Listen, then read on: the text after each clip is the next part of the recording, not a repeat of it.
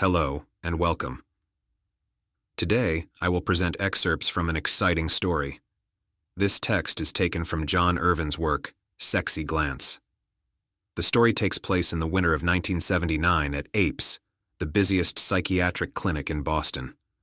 The scenes you will watch focus on the experiences of a young doctor stepping into his career. Now, let's take a step into this colorful world together. Sexy Glance.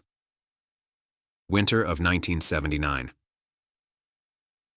In Boston's busiest psychiatric clinic, which we briefly call APES, monkeys, I made my way through the crowd with difficulty in the waiting room. This service was right below the corridor leading to the emergency room of Harvard Medical School, one of the leading university hospitals. The reason our group of young assistant doctors in the psychiatric department named the service APES was because of its forest-like atmosphere. Countless troubled people came here incessantly, either voluntarily or with the help of the police and emergency service workers. I was 27 years old at the time, having completed medical school and a 1-year internal medicine internship, and had left my birthplace, Los Angeles, to come to Boston. 6 months before coming, I had sold my car and everything I owned, and with 3 boxes in my hands and a backpack on my back, I had taken refuge in my empty one-room apartment in Cambridge. I was nervous about moving and starting a new training program, but I was also excited to start my psychiatric career. Although I was a Phi Beta Kappa and graduated from school with honors, I found it hard to believe that I was going to Harvard.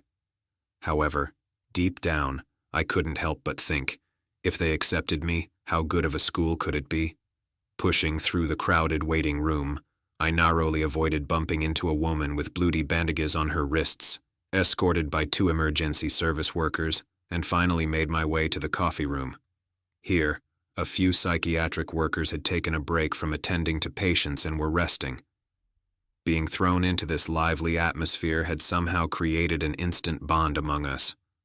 At the forefront of our coping mechanism was humor. We constantly made jokes to surprise and impress each other, and told horrific patient stories. During the first year of psychiatric specialization, we were required to rotate through the emergency service and inpatient units. In addition to these medical training experiences, we were expected to take on at least 3 long-term, outpatient psychiatric cases. Thus, I had finally plunged into the whirlwind of clinical experience, breaking free from the pages of textbooks. On one hand, I was dealing with a multitude of real people and their very real pains. All of this seemed overwhelming, scary, and often exciting to me. Despite being filled with energy in the face of the workload, I usually ended up extremely tired, but took a sigh of relief when the work was done. It was Saturday. I could sleep as much as I wanted in the morning, but the sunlight shining on my face woke me up early. I hadn't installed curtains in my apartment yet. My girlfriend Susan was asleep. I snuggled up to her to keep warm. The weak daylight wasn't very effective at warming up the room. January in Boston was not one of my favorite months.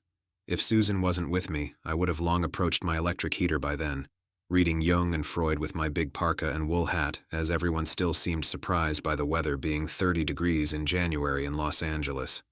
I didn't move from my place knowing that calling the building manager to turn on the heater wouldn't help, until Susan, who worked as a nurse in the intensive care unit at Cambridge Hospital, woke up and said it was time for her morning shift. Sometimes, I felt homesick on weekends. That day, instead of sitting down to work, I decided to go out and get coffee and pastries from a nearby cafe. Besides, I could run into Mike Pierce there. Mike had started working part-time in his private practice after completing his specialization the previous year. The rest of his time, he worked as a specialist doctor at the hospital, supervising assistant doctors. Mike was only 3 years ahead of me, but seemed to have 10 years more experience and knowledge. With his sarcastic sense of humor, he reminded me of the American comedian George Carlin and used his jokes to teach us something and to help us cope with the tension that was always present. Mike was married and had 2 young children. Despite being a specialist doctor, we had become good friends. He usually saw patients in his clinic in Back Bay on Saturday mornings, so we sometimes met early to have coffee and chat. I found Mike standing in line at the cafe, reading the sports page of the Boston Globe, and immediately joined him. "Did you leave the twins to come here on Saturday morning? I'm sure Janie must have been very pleased." Mike laughed. "I did it so they could be alone with their mother." "How's work going?" "Great. Since I hunt up my sign, I've been attracting all the miserable psychopaths of the East Coast like a magnet. If this keeps up for another 2 months, they'll put me in Lindemann." By Lindemann, he meant the nearby psychiatric hospital. We got our coffee and pastries and moved to a small table by the window. "So, what are you doing today?" Mike asked. "I have a world of things to read. Lockton has given me all the written psychotherapy texts to read." "Oh, have you encountered the Loch Ness monster of supervisors? I hope you've reserved a place for yourself in the cemetery." Dr. Herman Lockton was my first assigned psychotherapy supervisor. He was well known in the Harvard psychiatric community and had edited several popular books. Dr. Lockton was also the psychiatrist for the Boston Celtics team, and among his patients were senators and VIPs who flew in from the Bahamas on private planes. He had made a name for himself as a talented diagnostician and therapist. When he wasn't telling people success stories, he saw patients in his private practice.